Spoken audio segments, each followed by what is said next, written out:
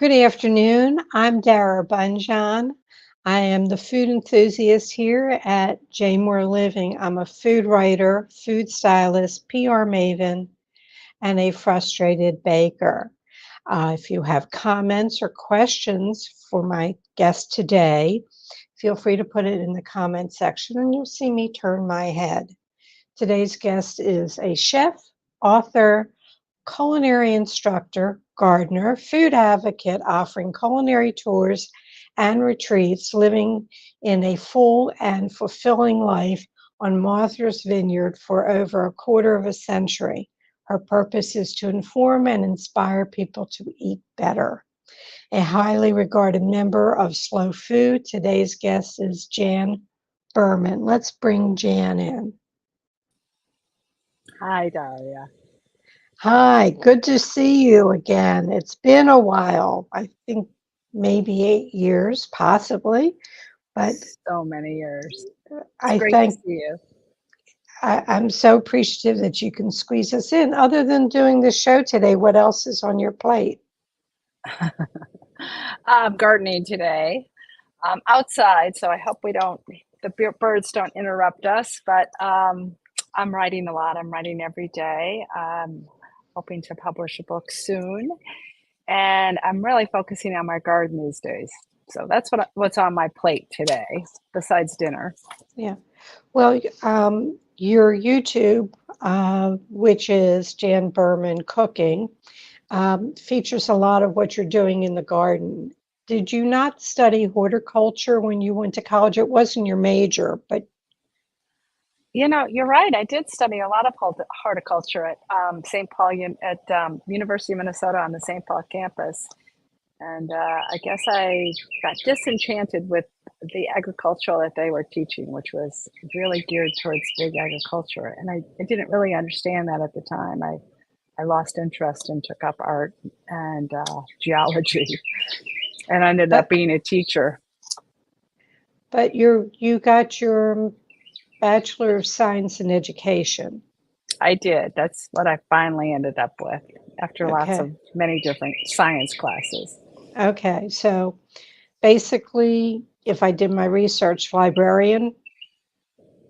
Yeah, I got a master's degree in library science, and I think I always loved research. I always loved library science, and I never thought that I would have a professional around food. I guess to me, it was just always a way of life. My father, he read about Rachel Carson and fought against DDT. We had a composting pile. He grew borage and asparagus and a lot of our food in the summertime, and he preserved a lot of it. And uh, it just seemed like that was part of our life. And I came from a large family, and I learned to cook a lot of food in a lot of quantity, and it just became a natural evolution when I went to college to make large amounts of food because I didn't know any better. Well, how large a family? Brothers, sisters? Yeah, we had 10 of us. 10. Yep, very large family. So there were 12 around the table, and the pots were pretty big of food, were big, large portions of food, and I Right. didn't know how to make it any less than that. So it extended when I went off to college to always have people around my table. Right.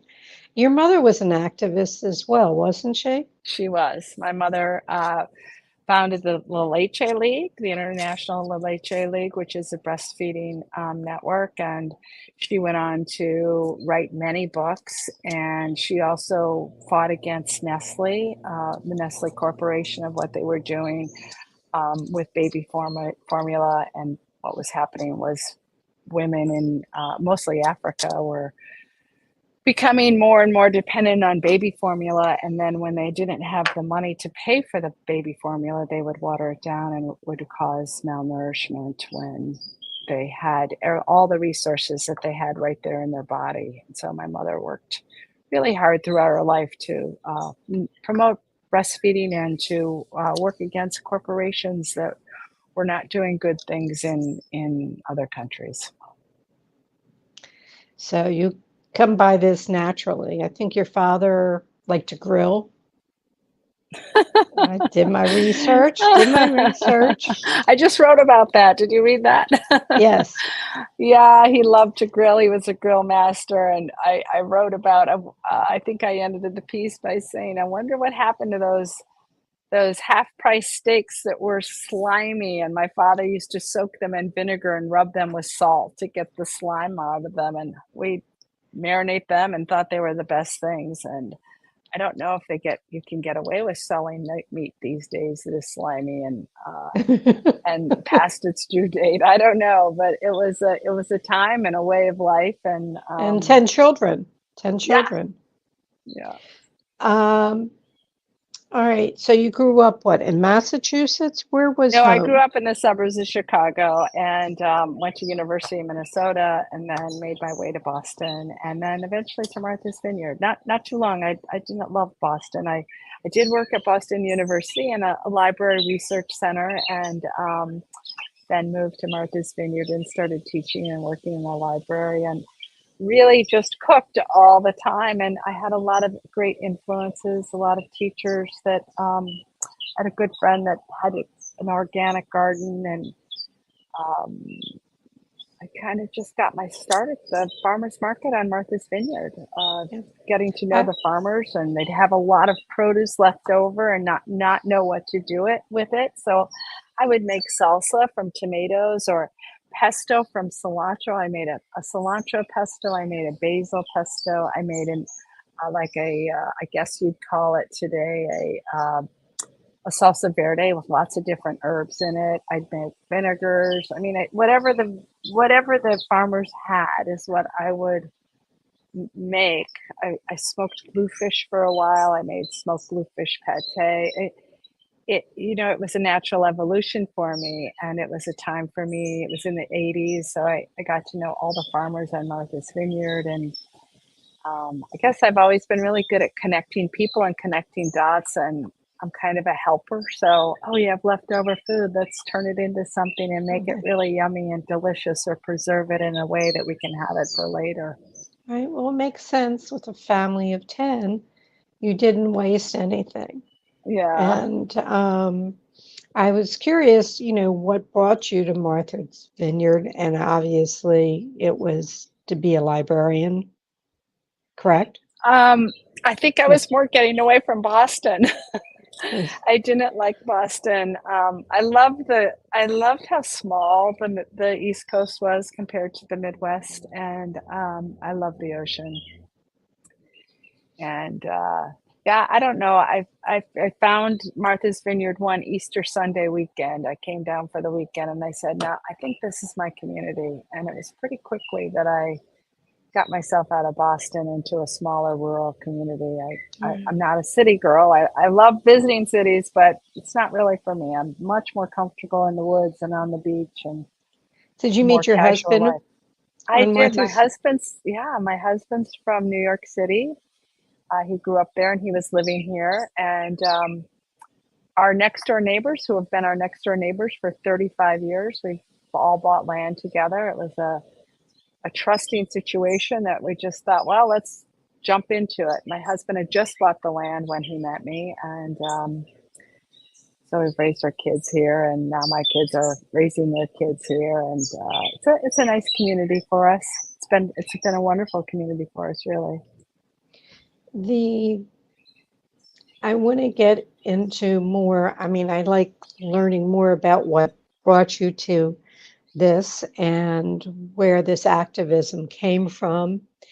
And let people know that you had a catering company called Kitchen Porch for 34 years. 34 years. I haven't counted, but I think that's about right. For 34 years. Yeah, And you did everything from catering to 20 people to up to 600 people. At one I point, did. how many employees did you have? On a regular basis, I had 50. And then we would call in. I don't know if you know Mary Cleaver, who I met from Women Chef and Restaurateurs. I met so many great chefs from that There. organization. But Mary Cleaver and I teamed up when I did a couple very large events, and I actually brought her whole catering team to Martha's Vineyard. and we had so much fun together. So there were a couple of 400, 600 person events that you really need to bring in another set of professionalism that we just didn't have the resources for in Martha's Right. Vineyard. And I was so grateful to know her and to know her willingness to want to work with me on the Was she larger based events. in Boston or where was Mary she based? Cleaver was from New York City. I think she closed down during right after COVID or right in the middle of it. She ran a large catering business, much like mine, very similar. Hers was called the Green Table, and amazing woman, really. So and we had so much in common when we met at Women Chef and Restaurateurs, and we really stuck together. We had kids the same age. We were really, I mean, you call it farm to table, but we really were, at that time going around to the farms, collecting our own food, getting growers to grow chickens specifically for us. We were both on a same similar plane. In And the end, her husband ended up starting a farm and growing a lot of her, not only vegetables, but animals for her catering business. you say animals, I want to tell people that you're a teacher and that you not only teach cooking, you teach how to butcher, you teach, the gardening, the aspects of everything. I don't think there's anything that you haven't tackled in food and in preparation. The the having organic, having the relationship with the farmers, by doing that and keeping your area supported during these tough times by supporting your farmers. COVID came at a it's not going to be a good time, but you had just put your catering business up for sale. There was a buyer. COVID hit and the sale fell through. How did you adapt during COVID? Well, PPP. I didn't want the PPP money. I really wanted just to throw the towel away and walk away, but I felt it was my responsibility for my staff with 50 staff, 20 full time that were, really the core of my business. I felt it was my obligation to continue on, and because the government was stepping up to that. So, and I consulted with many people in the restaurant business that I knew about this. Do you think this is a good idea? How are you going about this? Because to me at the time, we were supposed to pay this back. And I thought, oh man, this is way more than was so willing to walk away from my catering business before COVID hit. But they all encouraged me. And I will say that, having other chefs in the world that you can fall to and call Right. up and ask them what their challenges and struggles are is very helpful.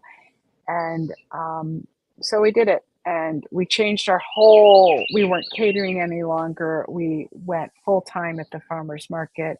We basically opened a takeout joint. People would order online and they would take out these meals for 6 or 8 or 10 people. Um, it was not the business that I had wanted to do, but I had so much staff that just wanted to work and they wanted to be involved. So we stepped it up. We created a whole new point of sale system. We got some fancy computers that just could do all this scanning. I mean, it was a whole new level that I wasn't initially interested in, but I was so impressed with my staff. We just went forward and we did it. And in the end, 2 years later, I did sell my business to a nonprofit that I helped start many years ago it's called Island Grown Initiative. And it was really to promote local food and to really help farmers. And now they serve 800,000 meals a year. So Wow. they're focused on just making sure that everybody's getting good, clean, healthy food from our farmers. They have a cleaning program. They're in the schools. They have a farm gardening program. They're a great organization that's here on Martha's Vineyard. So in the end, everything worked out. But as with everything during COVID, we didn't know where we were going. We just never had it. And with my staff and my colleagues, I was able just to put one step in front of the other and move forward. Right. You mentioned, the connections. That's how we met through Women Chef and Restaurateurs. And we are very sad the organization is shut down. But for those who might be interested, who are in the culinary field, on Facebook, there is a Facebook page, WCR Women Chefs and Restaurateurs, where female chefs can connect with others. So don't feel hesitant. There are great connections and a lot of help on that page. I want to jump to what you're doing now. We know that you're writing. We know that you're gardening. You're teaching. Yeah. You have culinary retreats and travel coming up.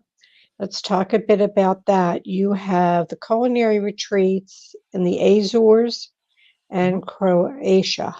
Mm-hmm. Interesting places to have that. How did you pick those areas to go to? And tell us more about them. Sure. Both of them had great, I would say, offer great. We dive into a whole lifestyle there that's really, both of them are very much still into regenerative practices of farming, whereas now there's so many farmers that are turning back to regenerative farming, whereas regenerative farming hasn't necessarily left those countries.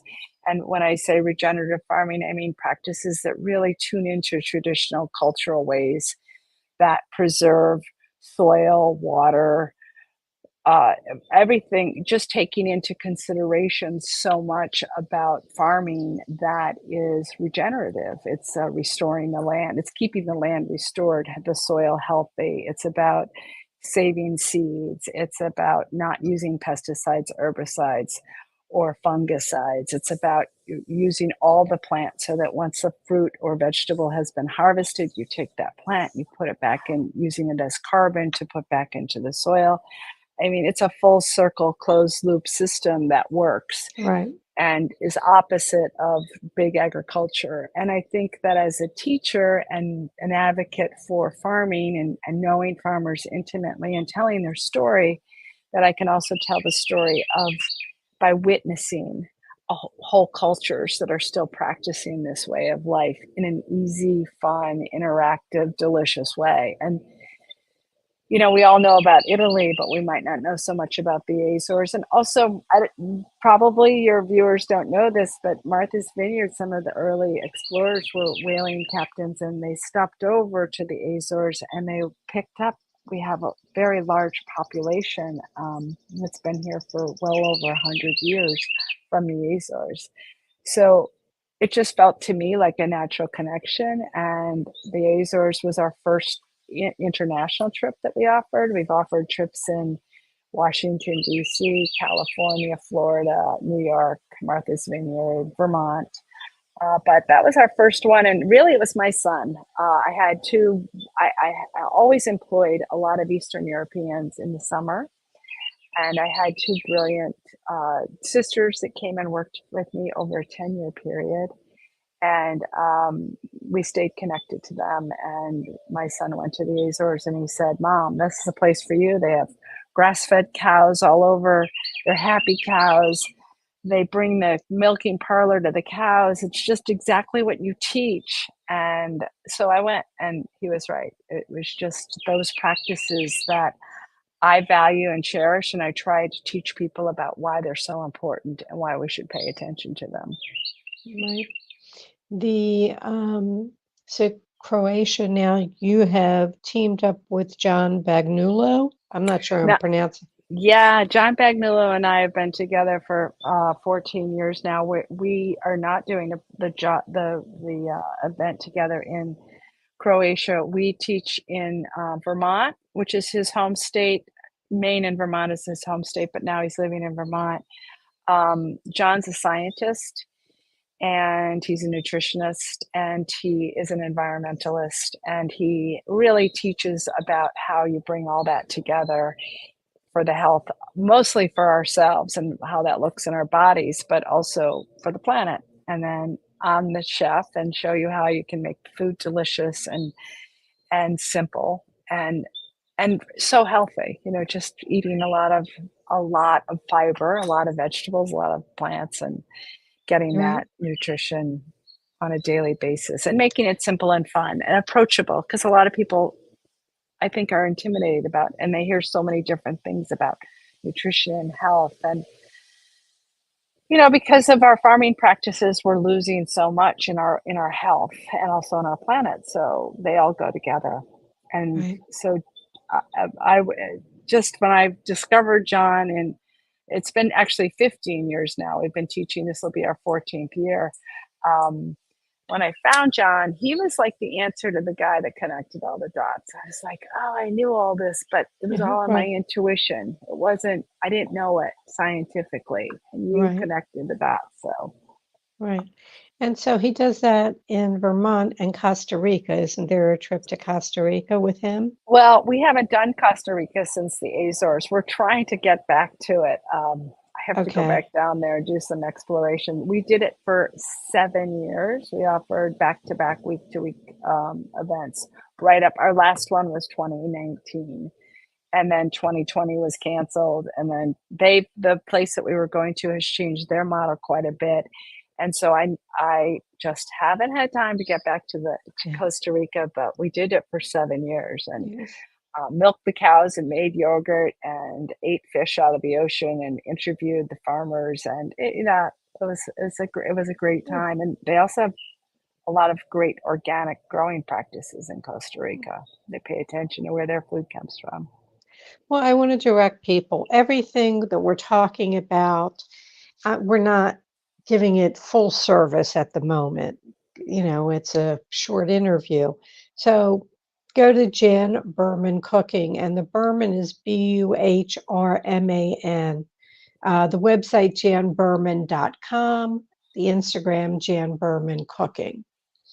Now, go to her website, go to the Instagram.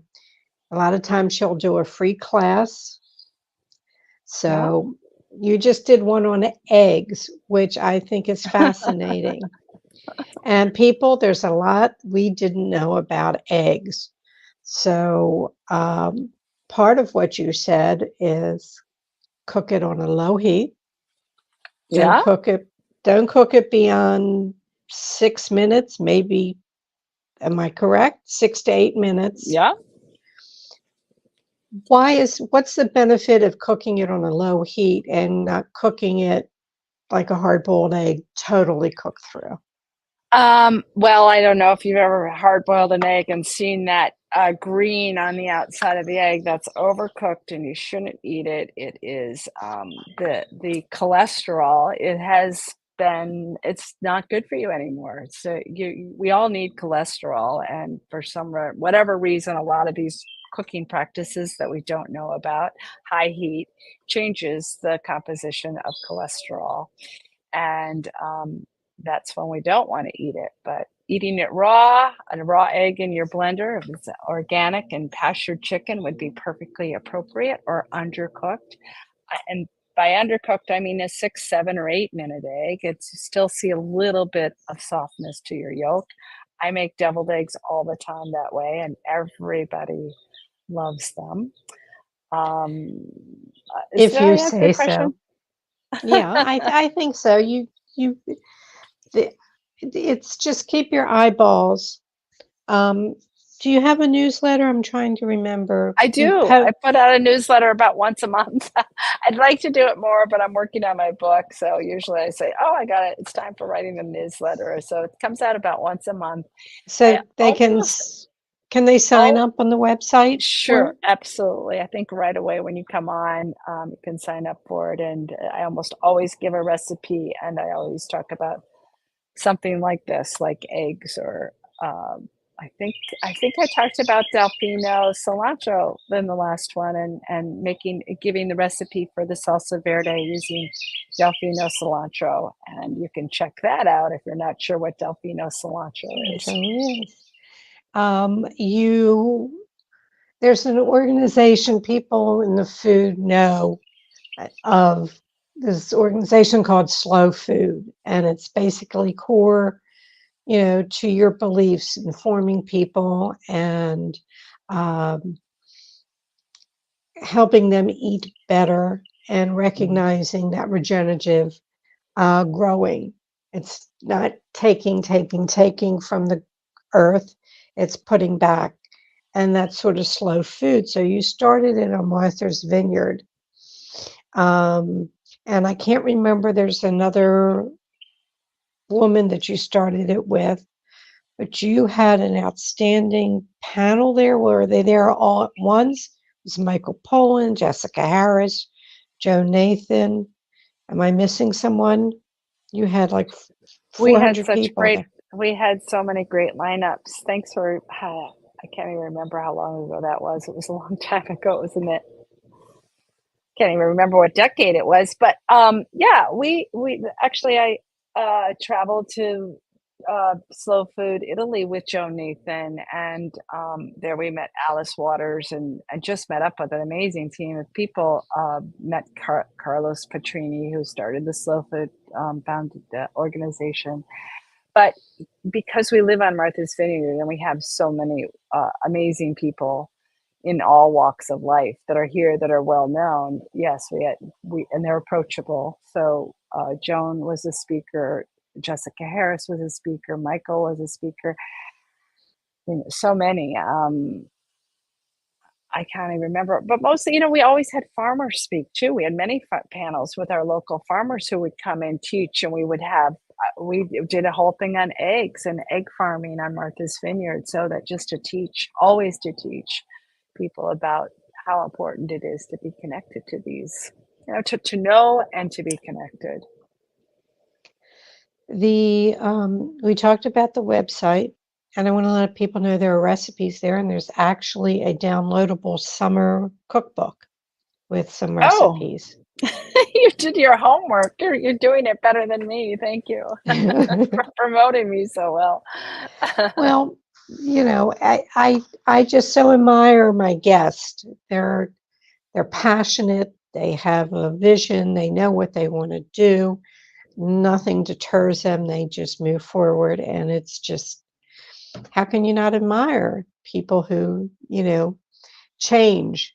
They make changes for the better. So I admire you. Okay. Thank you so much. Also, I have a big question for you. You were voted having the best lobster roll on Martha's Vineyard.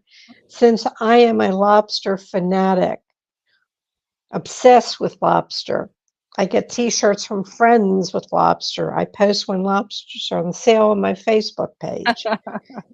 What makes your lobster roll the best? Well, it's funny you would ask me that. One of my biggest things in life is preserved lemons. I got that from Joan Nathan because she taught me how to make preserved lemons, and so it would be preserved lemons. But I just have to finish that one thought with Joan. Joan once, not too long ago, just sent me an either email or a text and said, "I need your recipe for preserved lemon."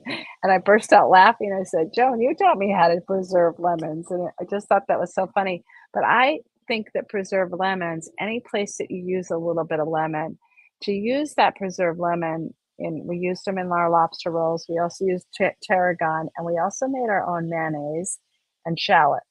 So very small amount of shallot, a very small amount of minced preserved lemon, and a little bit of tarragon and salt and pepper, and a homemade mayonnaise. And we didn't use frozen lobster meat either. We cooked our own lobsters and picked them. So, all of those things that make a difference in our food system. And yeah, there's shortcuts, but that also compromises taste. Did you use the typical lobster roll bread? Yeah. it's interesting you asked me that. We always have did a whole gluten-free line even 10 years ago, and we used the cheese bread from the Brazilians. The Brazilians make this wonderful cheese potato bread. It's made with cheese and potato starch, and it's nice and light and fluffy. And that's actually the lobster roll that we used. Mm. But I would say if I ate gluten, which I don't, I think a brioche one is the best. But we always, our kitchen was often gluten-free. I had one on, I passed on the lobster roll and I had a choice of a croissant. And I did the croissant. At my So, stand, you had a croissant? no, Oh, not at your stand. I mean, it was somewhere where I had a choice. yeah. And the lobster roll, they were out of the bread. I said, put it on a croissant. Yeah, It was that so would be good. good. That would be really good. We made croissants, a lot of croissants. We made a lot of popovers. I think at one point we were making 450 popovers a day. It's a lot. So you said, are you gluten intolerant or you just choose not to eat No, I gluten? just choose not to. I actually don't eat a lot of grains in general. If I really want some bread, like if I was going to have a lobster roll and I made it myself, I would go with a gluten-free roll, like a potato cheese roll, but I probably would just have it on a salad. By myself, yeah, I'm gluten-free, but not because I have an allergy, just because I choose that way. Okay. Yeah. And I'm just sitting here. You make a great paella. You teach paella classes, don't you? I They can do. do We that made last online. night. I wish I could show you videos of it. We were on the beach at Lobsterbill Beach, which is the north shore of Martha's Vineyard, and I was with there were 11 family members, my family members from California, and my cousin came out from California and we made it together. And I would say it was probably the best paella, which is what we always say. It's the best paella. But I'll tell you one thing about it. It's not, it's a Martha's Vineyard paella. We use local chicken, local sausage, local little neck clams, wild shrimp, which is not local, but lobster stock, clam stock, and chicken stock together. And this time, because I didn't have any frozen, I used to freeze it all the time. We made it fresh that day. And I think that made a big difference that it was a fresh stock. But my kids were like, "Ma, this is really great." And it's really yummy. So we call ours Martha's Vineyard Paella. And Right. even though I learned it on the coast of Spain, but it's not the same ingredients. Well, buy local, cook local. Yeah. All right? Same technique, Tech, right. right. Uh, Exactly. well, I don't want to, I know you have a lot to do. I don't want to overstep everything. And I have some questions I ask you at the end of the show. Sure. All right. What's the best bite you've had all week? Swordfish. I don't usually buy swordfish. As I said, we had some visitors' family from out of town, and there was some local swordfish down at the dock. So I got that, and we grilled it. And using my Delfino cilantro and some parsley and a little bit of chives, just with olive oil and salt and some green garlic, all out of my garden. We made a variation of a salsa verde, and that was it. It was grilled swordfish with um, the salsa verde, and then peas from my garden with just butter and mint on them. And I don't know if there's anything better than that. And a salad out of my garden too. So it was. I don't know. I live for the garden, and I almost wish sometimes that I lived somewhere where I had a year-round garden, but we're working on that in a greenhouse this fall. Try to we're trying as a family to eat as much as we can out of our off our land rather than going to the store. Do you raise chickens? I do. I have 10 hens and one rooster. And for many years, as you alluded to, we as a closed loop system for my catering business, we had all of our kitchen scraps fed pigs, and we raised pigs. And this is the second year now. We're going into the second year that we're not raising pigs. And we're all a little bit sad about that, but it doesn't make sense to raise pigs and not have a good food source for them. They're very expensive to raise, and our neighbors raise pigs, and we can barter things with that. So, Yeah. Give them a couple eggs for a pig. It's great barter. maybe for a piece of bacon. Something like that. If you could go back and give your 18-year-old self a piece of advice, what would it be? Oh, I wrote that. What did I say? Oh, I know what I said. I said that I would listen more, I would observe more, I would pay attention more, I would tune in more. Um, I'm finding as I'm older that I do a lot of that. I like to listen. I like to listen to my older adult kids talk, and I don't think I did much of that when I was younger. And maybe it's youth, but I just wish I had done a little more of that. And during COVID, I really tuned into nature. Like I'm on my porch right now, and I moved out here on the porch during COVID, and I made it my writing workshop, and I just watched the trees in every form of the seasons every day of the week, and I was so amazed by those observations. So I wish that I had done that a little earlier. Well, I have to tell people before we went on air, I'm sitting there, I said, I'm getting feedback like chirping. And then eventually we decided it was the birds that are outside, your birds. They are. What was your ultimate culinary fail? I thought about that. I thought, I have to say, of all the culinary, the years and years and years, I don't remember any failure. I thought, oh, we must have done something. I mean, hurricanes, storms that came out of nowhere, floods.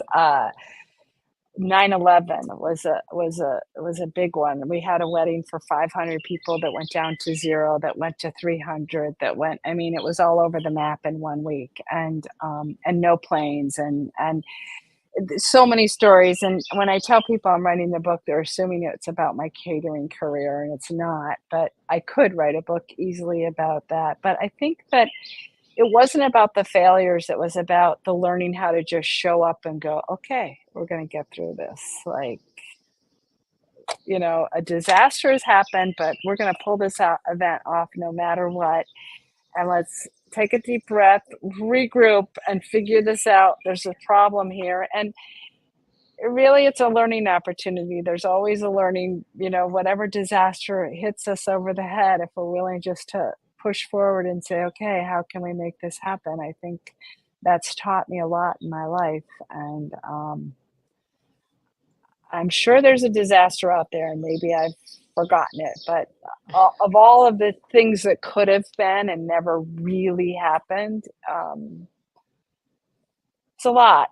I mean, we've gone through a lot of hurricanes on Martha's Vineyard during the wedding season, and we always pull them off. People got married, and we're always very happy. So. All right, Jan, if you wake up tomorrow morning with a new talent, what's the new talent going to be? Well, I thought about that too, and I think it would be that I love craft. I don't consider myself a great writer, but I love crafting writing, and I love learning how to write, and I love telling a story, and I love putting sentences together and remaking them. And to be a really great writer, when I read, like, I don't know, name an author, Barbara Kingsolver, or anybody, I just think, oh, such a great sentence. I wish I could write like that. So crafting stories and words would be one of them. And I also love hiking. And at 66, I think, oh, I'll never be a mountain hiker, but I think I'd like to be a mountain hiker. Well, you seem to be in great shape. So, well, I get up every day and I go for a walk. I have a dog that calls me to the beach, so that's what we do. Well, I saw that you paddleboard with the dog on the paddleboard. Yes, you did. That was my old dog, Victor. I have a new dog. I haven't taught her how to paddleboard yet. I don't know if I will, but I might. my dog insisted on going with me, so that's how he got to paddleboard. This Right. one, she's a little more. She might stay home if I go paddleboarding. So Yeah. yeah. All right. So we come to that final question. What didn't I ask you that I probably should have? Um, I don't know. I guess I didn't answer that question. I think that every day I try to wake up and just think about how can I make the world a better place, and then how can I teach that? Because I think that it gets so confusing in this day and age of trying to solve all the problems of the world. And some days I just say, "Wow, I just want to live in my bubble," and but in my protective world. But there's so much more that I can be doing, and I want to teach that. I want people to to not feel not I think to not be afraid in the world, but to be curious about it and to say, how can we show up and be better people and do better for the birds or the bees or the trees or the grass or the soil or whatever it is, and just to be curious about that, because I think then we learn so much more about the world. So I guess that's not an answer to your question. So I Well, apologize for that. it's something that that has sort of been your mantra, taking care of people, informing them, making it a better place. I think that's the core of who Jan Buhrman is. So I think it's great that you reiterated if we weren't clear enough on that earlier in the interview. I want to thank you so much. Have fun. I know you're getting together with Joe Nathan and you're going to go have a good time. Send her my regards. Just a I reminder, will. Thank you. I'm the girl that worked at Van Spices. I remember that. I Yeah. do. And you know who loves Van Spices is a good friend of mine is Michelle Norris, and she always talks about Van Spices and Penzi spices, and she's got the spice thing going on between Vans and Penzi's, and because of you It's and Vans, I had a lot of spices throughout the years in my yeah, catering business. So thank right. you for And reminding me of that. have you heard of burlap and barrel spices? No, that's the new one. Single Burlap and origin. barrel. Single origin. Oh, I love that. I'm writing it down right now, and so I look that up because I feel it's really important too. Yeah, they do food service and they do um, home users. And Ori sent me a sample, and it's in a cardboard box and the jar and in a bubble envelope. I opened the bubble envelope. As I opened it up, the aroma of the cumin Huh. was outstanding, and it's wild mountain cumin. So Oh, I they go love that. and they take care of, going directly to the source, making sure that the workers get paid a fair price. So I think they are right there with what you're doing. I love Thank, that. Thank you for that resource. I love resources like that. thank you so much. Good health. Enjoy your vacation. And I have a couple of notes to go over, and I'm going to go bake a peach cake. Oh, thank you so much. It's so good to see you. Thank you for Good. having me. My pleasure, and good to reconnect. Yeah, All right. absolutely. All right, everybody. Next week's guest is truly a Renaissance woman, Jody Eddy. First and foremost, a writer, food writer, chef, world traveler, now living in Spain. For 3 years, she was the executive editor of Art Culinaire magazine. As a chef, she cooked at Jean Georges, Table, and the Fat Duck in England. Her newest book, soon to be released in October, is The Elysian Kitchens, recipes inspired by the traditions and tastes of the world's sacred spaces. She is very fascinating, travels the world, some previous books, chat recipes from the kitchens, markets, and railways of India. The Higgy Life, embracing the Nordic art of coziness through recipes, entertaining, decorating, simple rituals, and family traditions. Cuba, recipes and stories from the Cuban kitchen. North, the new Nordic cuisine of Iceland. Her James Beard nominated cookbook, Come In, We're Closed, an invitation to staff meals at the world's best restaurants. Recipes and stories from Ireland's Wild Atlantic Way. So there's lots to talk about, just as we had with Jan. I hope that you will join us. Always feel free to reach out to me via email at food@jmoreliving or my Instagram at Dara Cooks, and on Facebook you can find the Food Enthusiast. All shows are immediately archived in video form on JMOR's Facebook page and jmoreliving.com. We truly appreciate it when you share our show with friends and family. May your plates always remain full, and I hope to see you next Thursday.